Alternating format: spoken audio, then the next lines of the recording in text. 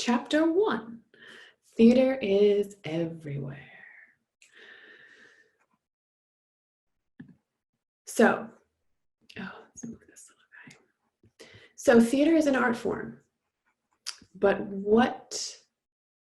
there's a lot of art forms, right? There's singing, there's dancing, there's painting, there's architecture, there's poetry. How do we categorize these art forms, right? So there's the literary arts, which are any art that you write or read. So there's novels, there's short stories, there's poetry. Literary arts are arts that are written. Visual arts are arts that you use your eyes to look at, and they only exist in that sense. So there's painting, there's sculpting, there's architecture, and there's photography. Those are forms of art that you consume through your eyes, correct?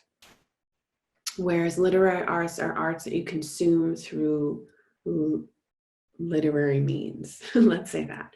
And then there's the performing arts, which is its own category, which is theater, dance, opera, and music. So those are arts that you consume by watching a performance, right? A person needs to be doing them or have done them and recorded it. Think about music. Music doesn't exist without a person doing it and capturing that performance. It needs to be performed. Opera needs to be performed. Dance needs to be performed. So those are the three big categories of art. When we talk about arts in general, we talk about the literary arts that are written, the visual arts that are for your eyes, and the performing arts.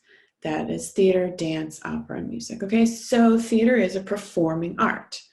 Next. Okay, let's think about art in space and time a little bit. This is a little trippy. I'm gonna move my person over here. There's less writing on the left side. So some arts occupy space, right? Like a painting occupies space on a wall. Sculpture occupies space in the museum. Sometimes you see a small sculpture, sometimes you see a massive sculpture. Same thing with painting. Sometimes you see a small Mona Lisa. Sometimes you see a massive mural on the side of a building that's like a whole block long. So those are arts that occupy space. Then there's some arts. This is other ways we categorize arts. Some arts occupy time, like music or poetry, right? A poem doesn't take up any space, but it takes time to read it. Same with a piece of music. It doesn't occupy any space. Where do you put music? It doesn't go anywhere. It just takes up time. Think about your favorite song. And when you start it from beginning to end, you are giving it time. But it doesn't have any space. I mean, sure, you can hand somebody a thumb drive or something, but that's not the music itself.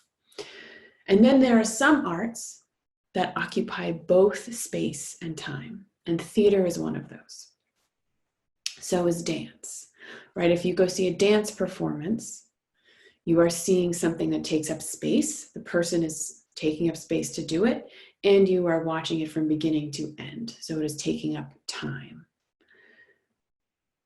It's kind of trippy to think about, but any art form you can think of that you enjoy will fall into one of these categories. Either it takes up space, it takes up time, or it takes up both. The performing arts, film, television, plays, dance, many performing arts take up both space and time. All right, so theater. Now that we understand a little bit about where theater falls in terms of the categories of different arts, let's talk about theater again. So theater is the grandmother of all drama. We sort of talked about that last week, right? That dramatic storytelling it means plays, it means film, it means television, it means web series. And theater is the grandmother of all dramatic storytelling. So all drama starts with theater. It's the oldest tradition.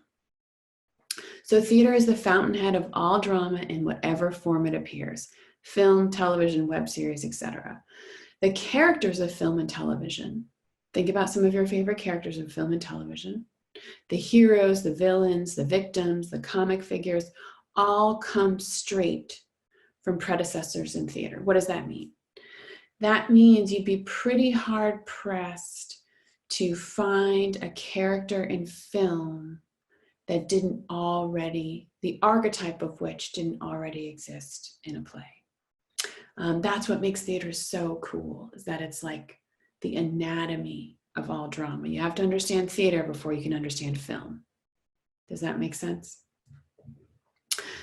So the way stories, and then one of the things, we talked a lot about dramatic storytelling last week, right? So the way stories are structured in film and television today, the early scenes, right? The setup, the premise, the succession of crisis, which means like the rise in storytelling, that things are getting worse and things are getting worse, or things are getting better and things are getting better. The withholding and the revealing of information were first years ago set up in the theater. So what do we mean about this? The way a story is structured. I want you to think about one of your favorite films and think about just the overall story of your favorite film, and think about what you learn in the beginning of the film about the characters, about the circumstances. Then you learn a little bit more as the story goes on. And then there's probably a twist where you go, oh my gosh, I didn't even realize it. Think about the easiest way to comprehend this idea of story structure is to think about a mystery. Because a mystery story is structured very easily. Think about a murder mystery, for instance, that you like. Right? And the way the story is revealed, the information is revealed to you, the audience.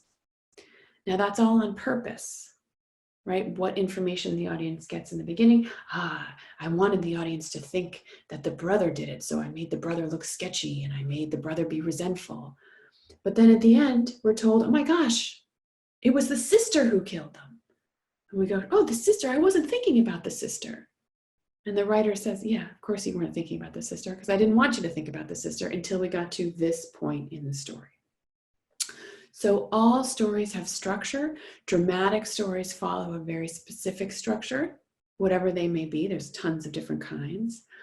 But the most important thing about story structure, and we'll talk a lot about this in I think 2 chapters from now, the most important thing to understand is how and when is the information being revealed to you? And the tradition of revealing that information when and how starts in theater. You had good plays way before you had good movies. And that's the way to think about it. Okay, let's talk about some of the other what are the differences between theater and film? Well, theater performance is unique in that it occurs in the presence of an audience. You have 300 people sitting before you, the actor. And when they come out on stage, they have the energy of doing it in front of 300 people. You don't do that in film, right? On film, you're on set. Maybe there's a couple of cameramen with a camera in your face and the director right here. But besides that, there's nobody. Maybe there's, a costume person or a crew member. But besides a small crew and the other actor and the director, there's nobody there. So that's a very different experience for the actor. It's also a very different experience for the audience, right? Going to see a play is a very different experience than going to see a movie. So let's go to the second heading here. There's no opportunity in the theater to play a scene over again or to correct for any mistakes. There's no editing. So if an actor comes on stage and he's supposed to throw the ball to another actor and he forgets to do it, that other actor better figure out what he's going to do. There's no stop, cut, we'll reset, we'll redo it again, like you do in film. If an actor messes up their lines in film, the director just yells cut, they throw that take out the window, and they start again. That doesn't happen in theater. Audience members have an enormous effect on actors and actresses. I think we can sort of imagine this, right? It's like the energy of having live people sitting and waiting for your performance as opposed to a camera in your face is going to have a very different experience for the actor. Let's say one night the actor goes on stage and it's an audience filled of grandmas. That's going to be a very different feeling in the room than an audience full of high schoolers, right? High schoolers and grandmas have very different energy. High school and grandmas have very different life experiences. They're going to find different things funny. They're going to find different things sad. So one of the exciting things about theater is that it's never the same performance.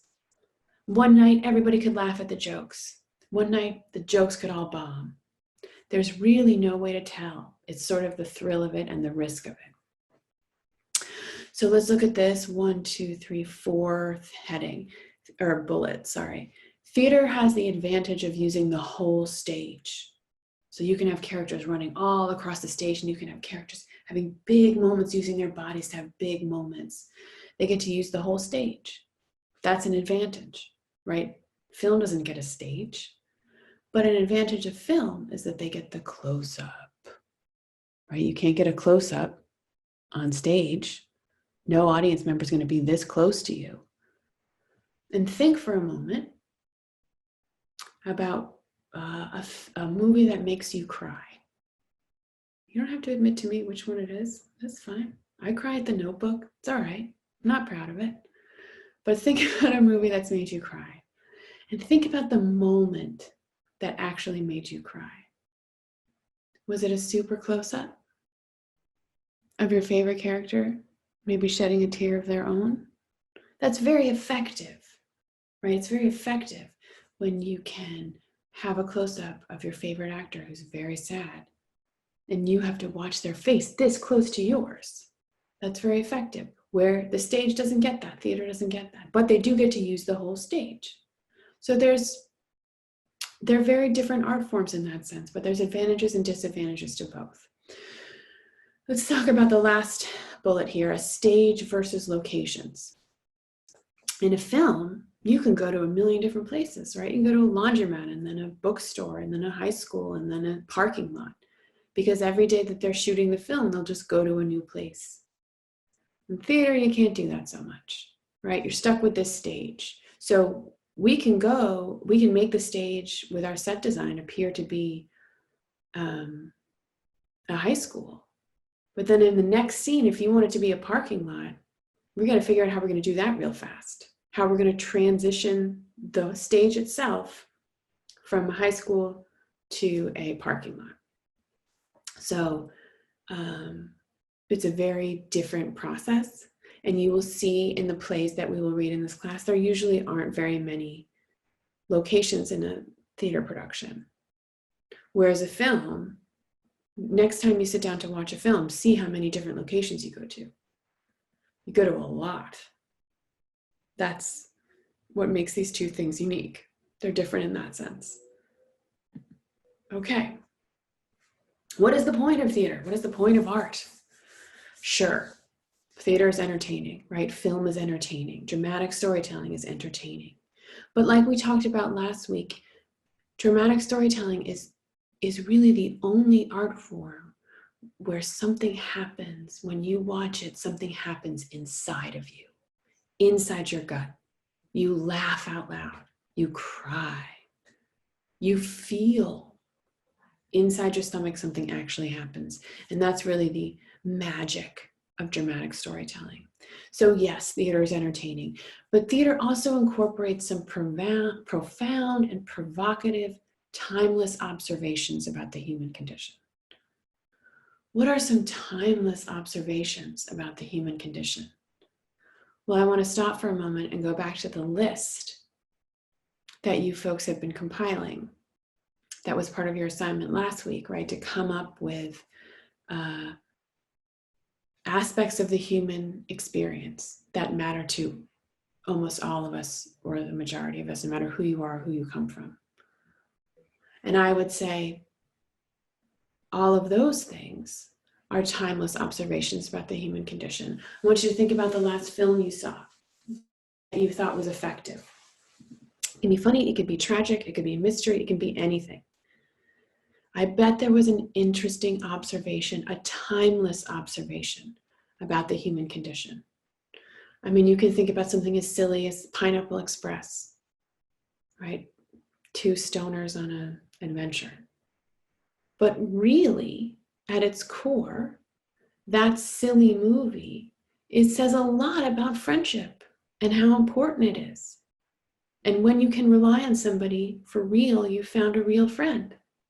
That's sort of a timeless observation about the human condition. Let's go back to Crazy Rich Asians for a minute. Yes, it's a silly romantic comedy about these two specific people. It's not about your life. But what timeless observation about the human condition can you pull away from watching that? I would say it's really hard to introduce your lover to your family. And oftentimes your romantic interest and your family do not mesh. That's pretty timeless. That happens every day, all over the globe, in every culture since the beginning of time, right? Let's think about some more timeless observations about the human condition. Love is hard. Being betrayed stinks. Jealousy happens. There's a lot of basic things, a lot of basic timeless observations that I would love you folks to get in the habit of picking out in the films that you watch. Let's stop there. Okay. Theater is live, right? So it is life happening before you. That's another point of the theater. It's quite magical in that sense.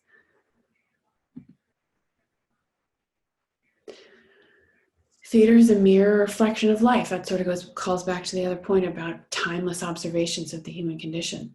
Theater is an extension or a projection of how we live, think, and feel. Think for a moment about the movies that have come out in the last 10 years. How did they reflect how we, the people who are alive right now, live, think, and feel? That would be a great exercise, and I would love you to take just to pause this even for 5 or 10 minutes and write down some films you've seen in the last 4 years or so that really reflect how the people of our time are living, thinking, and feeling. What are we wrestling with right now? We're certainly wrestling with technology, right? How do we incorporate technology into our lives in a useful way and still be human? How can technology make our lives easier? How can technology make our lives harder? Think about 2 or 3 films that have come out recently that share that struggling idea. They wrestle with that idea. I'll give you one. It's called Ex Machina. It's an awesome film. If you haven't seen it, check it out. I'm sure it's on Netflix.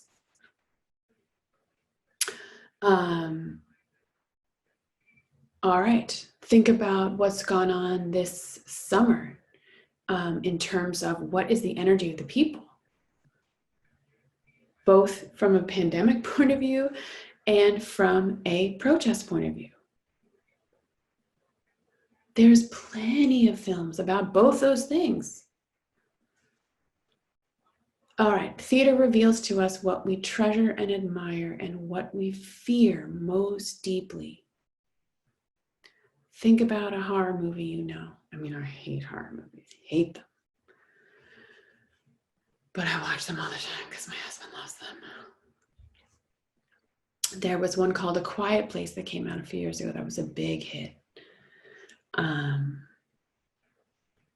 All horror movies show us what we fear as a society. And if it doesn't show us what we fear, what you fear, then it's not doing its job.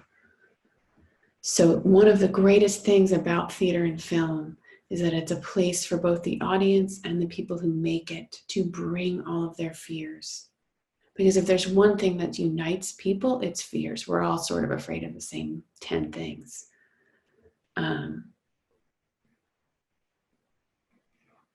So oftentimes it is in watching the films and watching plays that you will see what is it that we fear so much as a society. And you might not be able to articulate it. You might not be really sure what it is, but you go see a movie and you go, yeah, that's what it is. That's what I've been talking about. That's what I've been thinking about.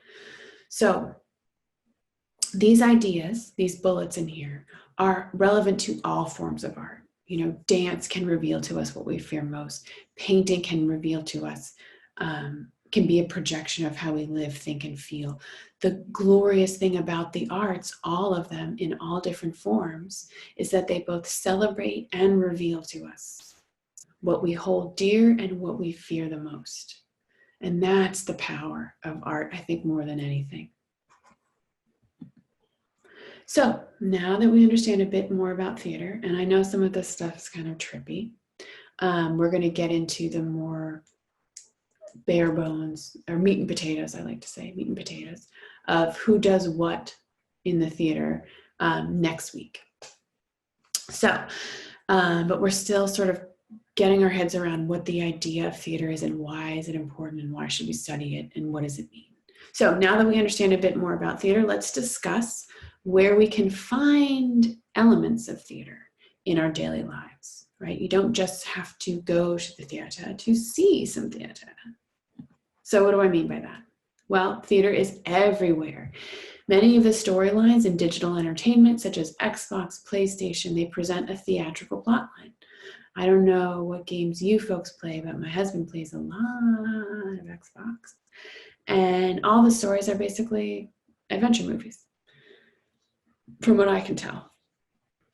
Think about theme parks and casinos and the Super Bowl, right? There's a lot of theatrical elements involved in a theme park, right? There's sets, there's massive lighting, there's costumes. You know, you got people walking around dressed up as your favorite Disney character.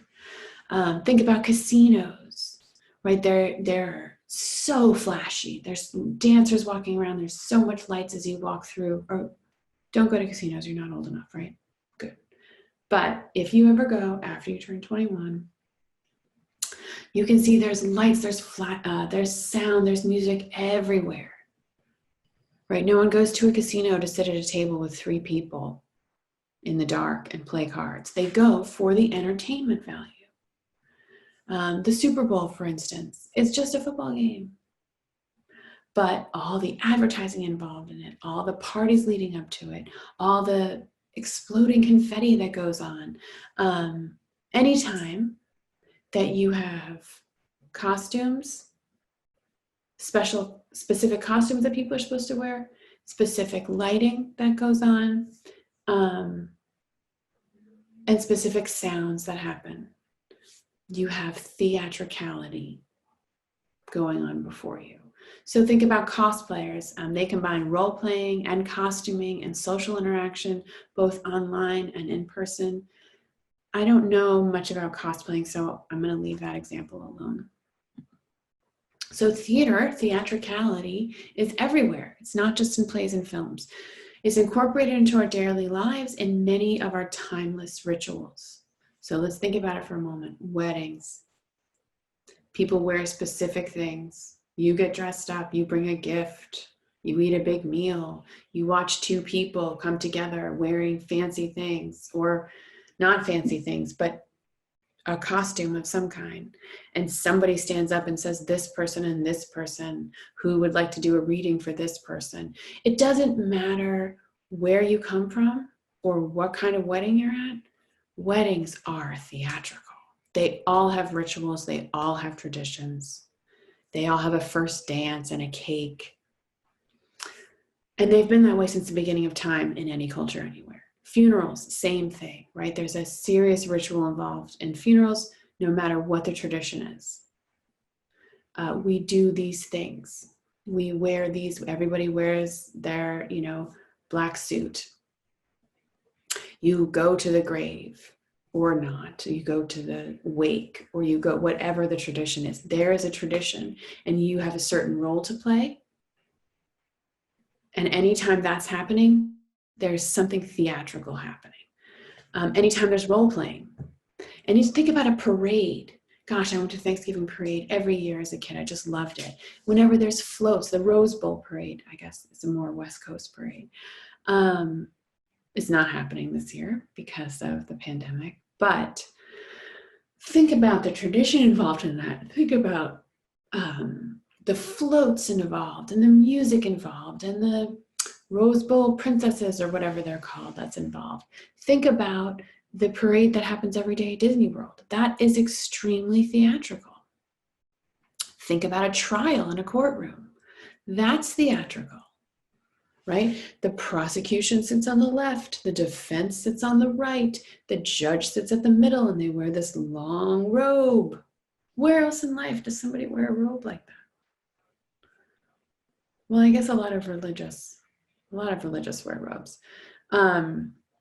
But the judge wears a specific outfit. The prosecution has a specific place to stand. The defense has a specific place to stand. You go through the same ritual in every courtroom.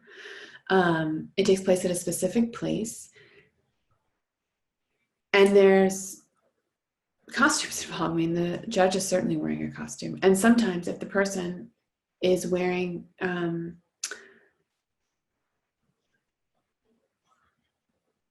sometimes the defendant is wearing a costume. So I know it sounds a little bit weird, like a trial in a courtroom. That's not very theatrical, but it is. And so are most things that are old traditions of the humans from the very primitive era. Weddings, funerals, trial in a courtroom. Those are three things, parades, four things that are extremely old. The Romans had parades. Since there were three people alive on earth, I think somebody accused somebody of something and they took them to trial. So trials and judges are extremely old. Weddings are extremely old. Funerals are extremely old. We've been doing these things for a really long time, just like we've been doing theater for a really long time. And they all have a major element of theatricality in them. So we are using elements of theater all the time. Every time we use exaggerated characterizations, every time we're wearing costumes. And I want you to think about costumes in a very basic way, like the prom, right? Everybody's dressed up in a fancy outfit. Think about Easter, all the little babies in their bunny outfits. Anytime we are wearing a ritualistic outfit, we're using elements of theater. Anytime we use props, we're showing elements of theater. What do I mean by props? I mean, anytime we use a magic wand and pretend that we're a magician. I mean, anytime we go trick-or-treating and we have a Halloween basket with us to collect our goodies. I mean, anytime it's the holidays and you see somebody put those reindeer things on their car, which I had never seen before until I came to LA, but it's cute. That is theatricality. Anytime we're wearing exaggerated makeup, and anytime the lighting is specific and special. Now, I don't mean you're watching a play anytime the lighting is specific and special, but I mean there are elements of theatricality all over our lives all the time. Think about graduation. I think that's a great example of theatricality. I don't know about your high school graduation, but I'm sure it wasn't that different from my high school graduation. Everybody wears a robe, you throw the hat, you get the diploma, you shake, you go on stage. Grandma takes pictures. Right? It's a very old tradition that comes with props. It comes your diploma. It comes with costumes, your robe. It comes with special makeup on the stage. So let's get good at recognizing in our lives when theatricality is alive. And the older the tradition, like a funeral, like a wedding, like a graduation, those have been happening for thousands of years. You will see it. The easier it is to see it. Okay, we experience theatricality anytime we go to amusement parks. right? They all have rides that incorporate lights and props and sets and storytelling, such as the Wizarding World of Harry Potter. I don't know if you folks have been, I have not. Harry Potter is not my favorite. Don't hate me. Indiana Jones, however, crazy about Indiana Jones. The Jurassic Park ride at Universal is so cool. I loved it. Dinosaurs jumping out at you. Now, I know they're not real, but I really enjoy the theatricality of it. Disney World, I think they already have actually plans to build an immersive hotel based on Star Wars, where you can like go and stay in a room that's themed like R2-D2 or something. There are lots of these experiences outside of Disney World and Universal Studios, but it's easy to bring them up because they're in LA and we're in LA. Think about escape rooms. No, thank you. But I have lots of friends who have had a great night at an escape room. Those are so theatrical. Think about haunted houses, like the QE2 or the Queen Mary. Is that what it is? That is like that haunted boat that they do at Halloween. That looks really cool. Not for me, too scary, but I'm sure lots of people have enjoyed it. All those theme hotels, I've never been to a theme hotel. Think about music festivals. All the music festivals that were canceled this summer. So sad. Or film festivals. All the film festivals that were canceled this summer. Very sad. But both of those festivals are great examples of an experience that is more than just listening to the music or just watching the films, right? They have a lot of theatricality that goes with them. Think about the red carpet. There's nothing more theatrical than the red carpet at a film festival. Or,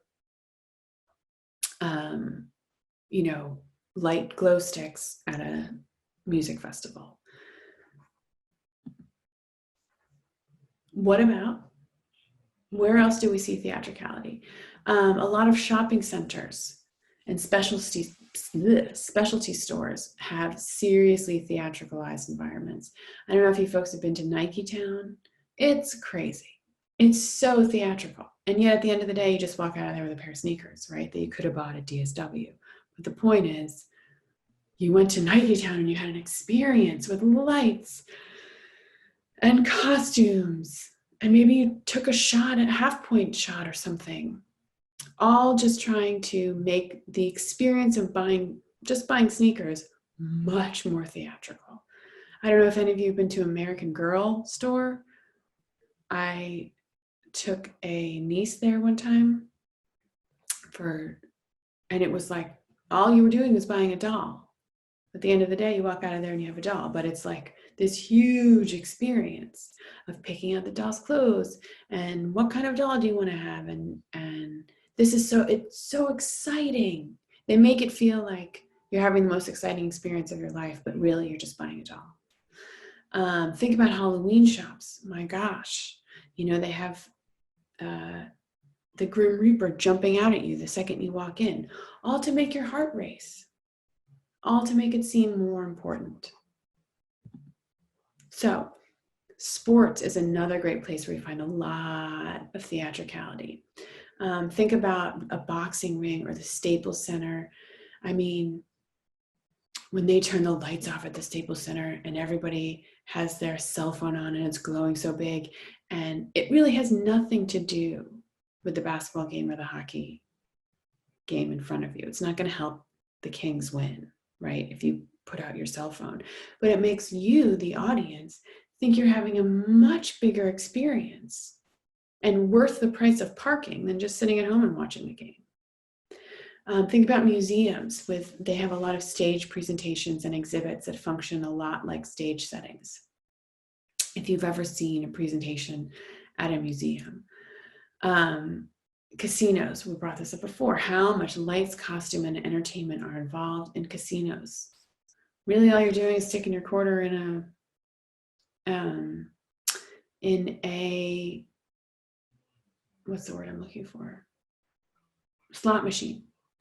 But they want to make you feel like you're having a much bigger experience than that. Because even if you lose, it should be fun.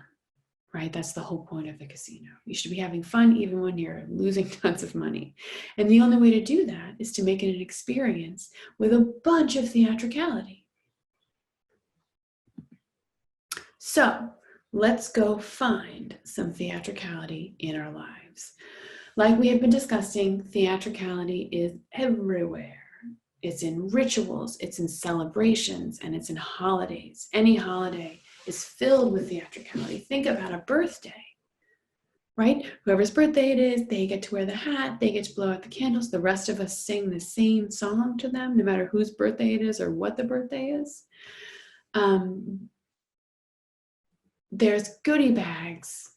Maybe there's a game or a piñata. Like, it comes with so much theatricality. And that's what often makes life fun, is a little theatricality in our rituals and our traditions and our celebrations and our holidays. It's what makes a holiday as opposed to any other day. So the next thing you will find, this is going to be the last slide of this lecture, but the next next activity in this module, you will find an assigned video and an activity that will help you identify and analyze a theatrical event. Sorry, this should be event in your life. So I'm going to ask you to watch a video. It's very short. And I'm going to ask you, this is all written out on the assignments, but I'm just going through it. And then it will ask you to identify some theatrical elements. And then I want you to think about a theatrical element in your own life. Okay? Great job, folks. You're doing great. I know this is funky, but we're all doing our best. Okay, if you have any questions, feel free to email me with anything, and I will see you on the other side of this module.